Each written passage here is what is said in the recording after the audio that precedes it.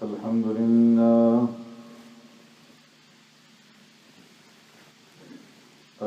لله نحمده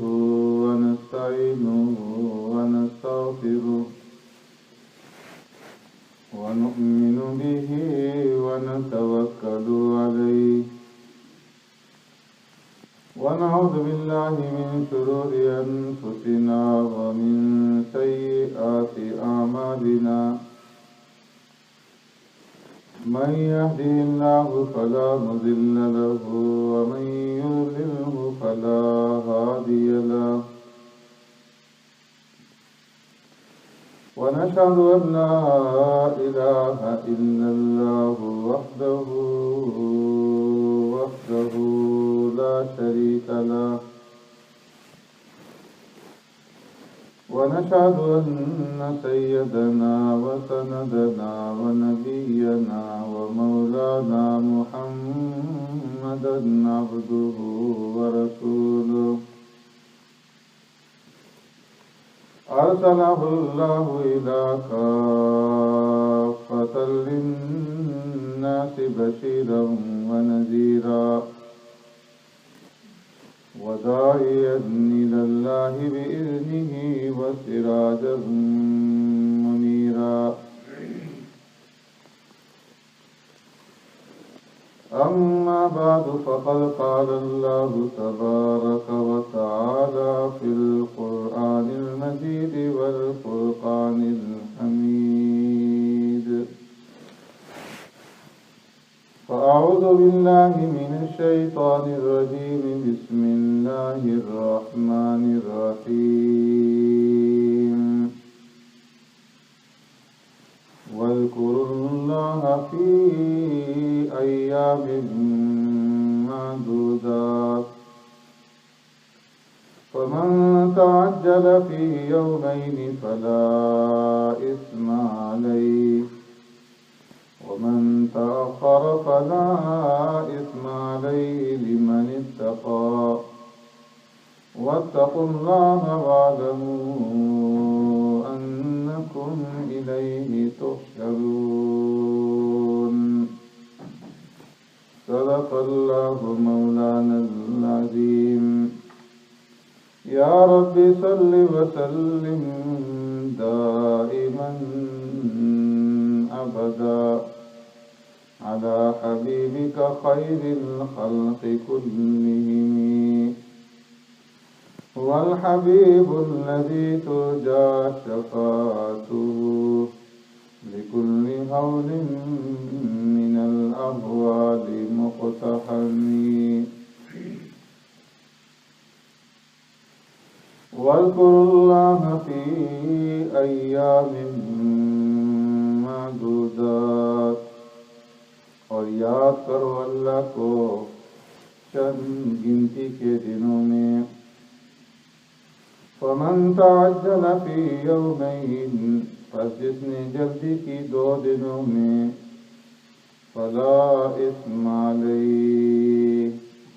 پس کچھ گناہ نہیں ہے اس پر ومن تأخر فلا اثم علیہ اور جس نے تاخیر کی پس کچھ گناہ نہیں ہے اس پر لمن اتقى واسطے اس شخص کے جس نے تقوی اختیار کیا واتقوا اللہ اور ڈرتے رہو اللہ سے واعلموا اور جان لو انکم الیہ تحشرون بے شک تم اسی کی طرف جمع کیے جاؤ گے آمنت باللہ و بآیاتی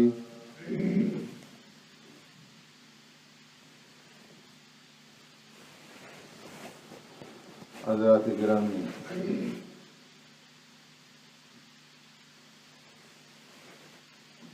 گزشتہ کئی جمعوں سے حج کے احکامات کے بارے میں گزارشات کا سلسلہ چل رہا ہے اور اس مقام پر یہ جو آیت کریمہ ہے حج کی احکامات میں آخری آیت ہے، جس کے اندر اللہ تبارک و تعالی نے حجاج کو اللہ تبارک و تعالی کے ذکر کی طرف اور حج کا جو مقصد ہے اس مقصد کے اصول کی طرف اور حج کرنے کی بعد کی جو زندگی ہے اس کو گناہوں سے محفوظ رکھنے کی طرف ترغیب دی ہے۔ فرمایا کہ وَاذْكُرُوا اللَّهَ، کہ تم اللہ تبارک و تعالیٰ کا ذکر کرو۔ اس سے پہلی 2 آیات کے اندر بھی اسی کا ذکر تھا کہ جب عرفات سے واپس لوٹو تو مشعر حرام میں اللہ کا ذکر کرو، اور پھر جب مناسک حج پورا کر لو تو فاذکروا اللہ کذکرکم آباءکم او اشد ذکرا، اللہ تبارک و تعالیٰ کا ذکر کرو جس طرح تم اپنے آباء و اجداد کا ذکر کرتے ہو، یا اس سے بھی زیادہ اللہ تبارک و تعالیٰ کا ذکر کرو۔ اور یہاں پر دوبارہ پھر اللہ تبارک و تعالیٰ نے ذکر کی طرف ترغیب دلائی، وَاذْكُرُوا اللَّهَ، اے حجاج اور اے مسلمانوں تم اللہ تبارک و تعالیٰ کا ذکر کرو، اس لیے کہ ذکر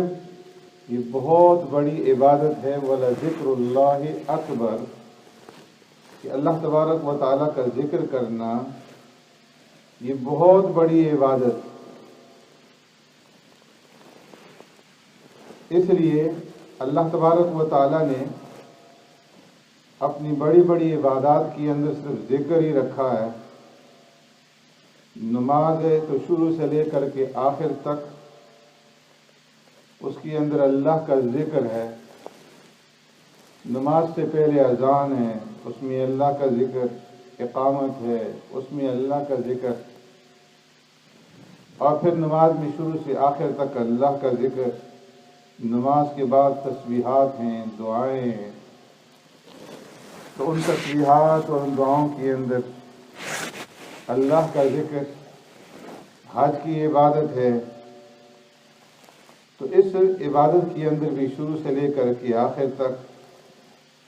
اللہ کا ذکر ہے، کہ جب انسان نے احرام باندھا، تلبیہ اللہ اکبر لبیک اللہم لبیک، اللہ کا ذکر کر رہا ہے، طواف کر رہا ہے تو اللہ کا ذکر، سعی کر رہا ہے صفا مروہ کے درمیان میں اللہ کا ذکر، عرفات کے اندر وقوف ہے اس کے اندر فرمایا کہ اللہ کا ذکر کرو، اللہ سے دعائیں مانگو، اللہ سے استغفار کرو، تو سارا کا سارا وقوف ذکر۔ اور پھر وَاذْكُرُوا اللَّهَ عِنْدَ الْمَشْعَرِ الْحَرَامِ، مزدلفہ لوٹو، رات کے اندر وہاں پر وقوف کرو، اس میں اللہ کا ذکر، اور وہاں سے پھر منا کی طرف لوٹو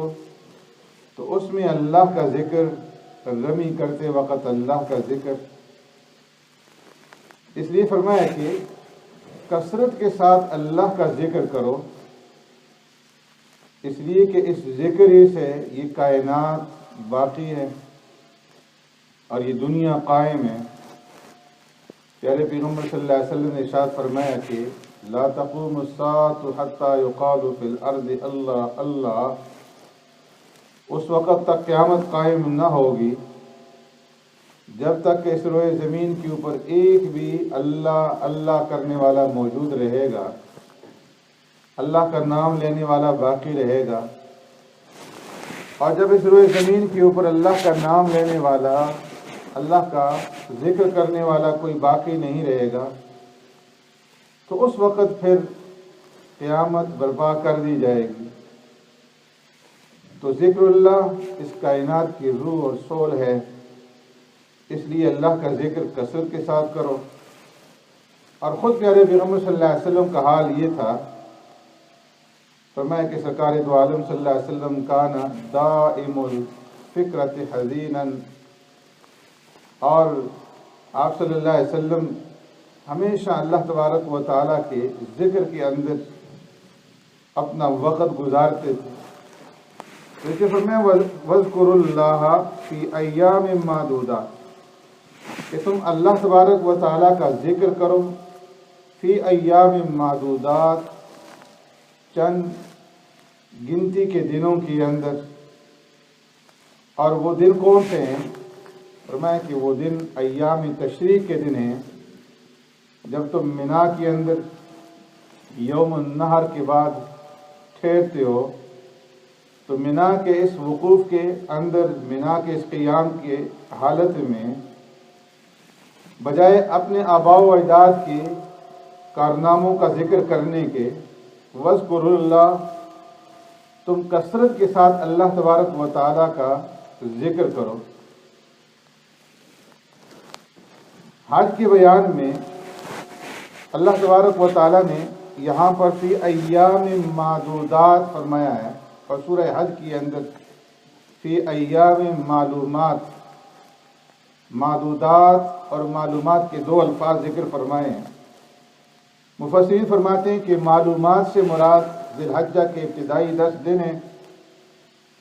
اور معدودات سے مراد یوم النحر کے بعد ایام تشریق ہیں، کہ جس کے اندر تکبیرات تشریق پڑھی جاتی ہیں۔ اور فرمایا کہ ایام تشریق جس میں لوگ منا میں قیام کرتے ہیں، یوم النحر کے بعد کے 3 دن ہیں، 11، 12 اور 13 ذی الحجہ کے۔ ان دنوں کو ایام تشریق اس لیے کہا جاتا ہے کہ پرانے زمانے کے اندر جب لوگ قربانی کرتے تھے تو قربانی کا گوشت وافر ہوتا تھا، تو وہ ان 3 دنوں کے اندر منا میں اس گوشت کو سورج کے سامنے رکھ دیتے تھے اور دھوپ کے اندر خشک کر دیتے تھے، اور خشک کرنے کے بعد اسے سٹور کر لیتے تھے۔ تو اس وجہ سے یہ دن مشہور ہو گئے ایام تشریق سے۔ تشریق شروق سے نکلا ہے، اور شروق کہتے ہیں سورج کی روشنی کو۔ تو چونکہ سورج کی روشنی کے اندر گوشت سکایا جاتا تھا، تو یہ دن ایام تشریق کہلائے۔ اور جو ایام تشریق ہیں، پیارے پیغمبر صلی اللہ علیہ وسلم نے ارشاد فرمایا کہ یہ جو دن ہیں، یہ کھانے اور پینے اور اللہ تبارک و تعالیٰ کے ذکر کے دن۔ آپ صلی اللہ علیہ وسلم نے ارشاد فرمایا کہ یوم العرفہ و یوم النحر و ایام التشریق ہی عیدنا الاسلام و ہی ایام اکل و شرب و ذکر اللہ، کہ عرفہ کا دن، یوم النحر قربانی کا دن، 10ویں ذی الحجہ کا دن، اور ایام تشریق 11، 12 اور 13 ذی الحجہ کے دن۔ فرمایا کہ یہ ہمارے عید کے دن ہیں، اہل اسلام کی عید کے دن ہیں، اور یہ کھانے اور پینے اور اللہ کے ذکر کے دن ہیں۔ اور ایک روایت میں سرکار دو عالم صلی اللہ علیہ وسلم نے اشارہ فرمایا لا تصوموا فی هذه الايام فانها ایام اکل و شرب و ضیاع، کہ تم ان دنوں کے اندر روزے مت رکھو، اس لیے کہ جو ایام تشریق ہیں یہ کھانے پینے اور اللہ کے ذکر کے دن ہیں، تو ان دنوں کے اندر اللہ کا ذکر کثرت کے ساتھ کرو۔ اور روایات کے اندر آتا ہے کہ حضرت عمر فاروق رضی اللہ تعالیٰ عنہ اور عبداللہ ابن عمر رضی اللہ تعالیٰ عنہ ان ایام تشریق میں نمازوں کے بعد بلند آواز سے تکبیرات پڑھتے تھے، اللہ اکبر لا الہ الا اللہ واللہ اکبر۔ اور جب رمی کے لیے زوال کے بعد نکلتے تھے اپنے اپنے خیموں سے، تو فرمایا کہ فاروق اعظم رضی اللہ تعالیٰ عنہ اونچی آواز سے یہ تکبیرات پڑھتے، ان کی آواز سن کر کے باقی لوگ بھی تکبیرات اونچی آواز سے پڑھتے، اور اتنی اونچی آواز ہوتی تھی کہ مکہ مکرمہ کے اندر ان کی تکبیرات کی آوازیں لوگ سنتے تھے۔ تو فرمایا نمازوں کے بعد بھی ان دنوں کے اندر اللہ کی بڑائی بیان کرو، اللہ کا ذکر کرو، اور قربانی کرتے ہو تو اس کے اوپر بھی اللہ کا ذکر کرو، اور پھر رمی جمرات کرتے ہو تو اس کے اندر بھی اللہ تبارک و تعالیٰ کا ذکر کرو۔ فی ایام معدودات فمن تعجل فی یومین فلا اثم علیہ۔ اس میں زمانہ جاہلیت کی ایک بات کی طرف اشارہ کر دیا گیا کہ بعض لوگ منا کے اندر 2 دن قیام کرنے کے بعد 12 ذی الحجہ کو واپس لوٹ آتے تھے، اور بعض لوگ 13 تک وہاں پہ قیام کرتے تھے۔ جو لوگ 13 تک وہاں قیام کرتے تھے وہ 12 کو لوٹنے والوں کو گناہگار سمجھتے تھے، اور 13 سے پہلے واپس لوٹنے کو گناہ سمجھتے تھے۔ اسی طرح جو لوگ 12 کو واپس لوٹتے تھے تو وہ 13 کو وہاں ٹھہرنے اور قیام کرنے کو گناہ سمجھتے تھے، اور وہاں ٹھہرنے والوں کو گناہگار سمجھتے تھے۔ تو اللہ تبارک و تعالیٰ نے ان کی اصلاح فرما دی، فمن تعجل فی یومین فلا اثم علیہ، کہ اگر کوئی آدمی 12 کو واپس لوٹ آتا ہے رمی جمرات کرنے کے بعد تو کوئی گناہ نہیں، اور جو آدمی 13 تک وہاں رہتا ہے تو ان کے اوپر بھی کوئی گناہ نہیں۔ دونوں کے پاس دونوں آپشن موجود ہیں، چاہیں تو 12 کو لوٹ آئیں، چاہیں تو 13 کو واپس لوٹ آئیں۔ 13 کو لوٹنا زیادہ افضل ہے، لیکن اگر کوئی آدمی 12 کو غروب آفتاب سے پہلے مکہ لوٹ جاتا ہے تو فلا اثم علیہ، اس کے اوپر بھی کوئی گناہ نہیں۔ واتقوا اللہ، اور آخر میں پھر اللہ تبارک و تعالیٰ نے تقوی کی طرف ترغیب دی کہ اے مسلمانوں اللہ سے ڈرتے رہو، کہ حج کا سارا سفر اسی مقصد کے لیے ہے کہ انسان کے اندر تقوی اور طہارت پیدا ہو جائے، اور جان لو کہ انکم الیہ تحشرون، انجام کا تم نے اللہ کی طرف لوٹ کر کے جانا ہے۔ آج تمہارے یہاں جمع ہونے میں تمہارا اپنا اختیار ہے، لیکن اللہ کی طرف جب لوٹ کر جاؤ گے تو تمہارے پاس کوئی اختیار نہیں ہوگا، تم چاہو نہ چاہو ہر حال میں اللہ کی طرف لوٹ کر کے جاؤ گے۔ اس لیے حج کے بعد کی جو زندگی ہے وہ تقوی اور طہارت کے ساتھ گزارو، اور حج کرنے کے بعد تمہارے اندر غرور پیدا نہ ہو، تمہارے اندر تکبر پیدا نہ ہو، اس لیے کہ شیطان انسان کا دشمن ہے، اور انسان کے دل کے اندر وہ بڑائی اور غرور پیدا کرتا ہے کہ انسان اپنے آپ کو بڑا بزرگ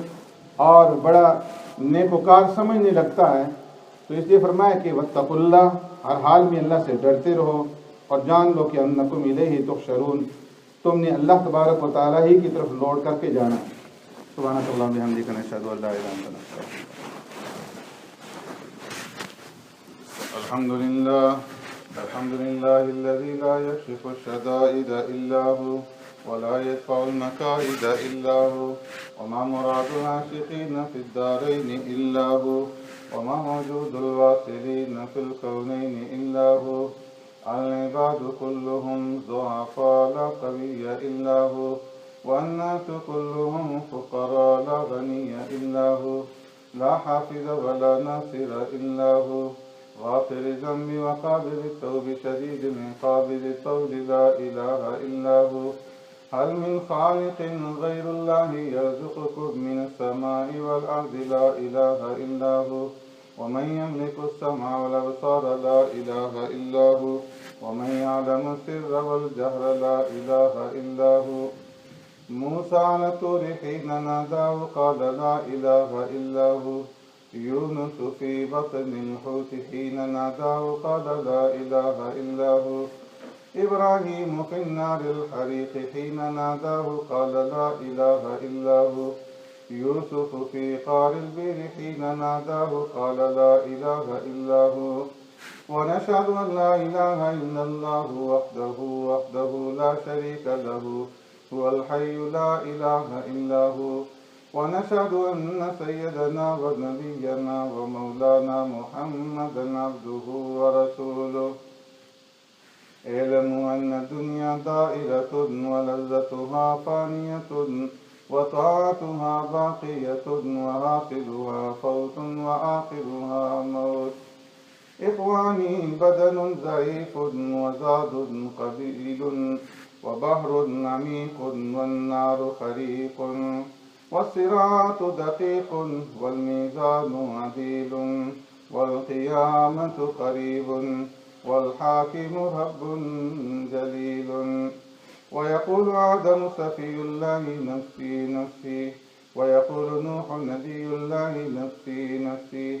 ويقول إبراهيم خليل الله نفسي نفسي، ويقول إسماعيل ذبيح الله نفسي نفسي، ويقول داود خليفة الله نفسي نفسي، ويقول يوسف صديق الله نفسي نفسي، ويقول موسى كليم الله نفسي نفسي، ويقول عيسى روح الله نفسي نفسي، ويقول رسولنا ونبينا وشفيعنا محمد صلى الله عليه وسلم أمتي أمتي. ويقول الجبار جل جلاله وعم نواله عبادي لا خوف عليهم ولا هم يحزنون.